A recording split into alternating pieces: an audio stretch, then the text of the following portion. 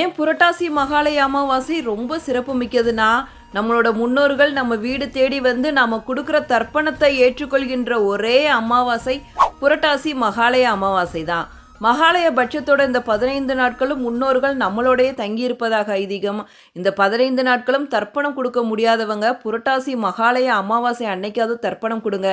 பித்ரு தோஷம் நீங்கி முன்னோர்களோட ஆசி உங்க குடும்பத்துக்கு பரிபூர்ணமா கிடைக்கும். வர ஞாயிற்றுக்கிழமை புரட்டாசி மகாலய அமாவாசை வருது. சூரிய உதயத்திற்கு பின்னாடி தான் தர்ப்பணம் கொடுக்க ஆரம்பிக்கணும். அதே மாதிரி பகல் 12 மணிக்குள்ள தர்ப்பணம் கொடுத்து முடிச்சிடணும். நதிக்கரை கடற்கரையில தர்ப்பணம் கொடுக்கறது ரொம்ப ரொம்ப சிறப்பு வாய்ந்தது.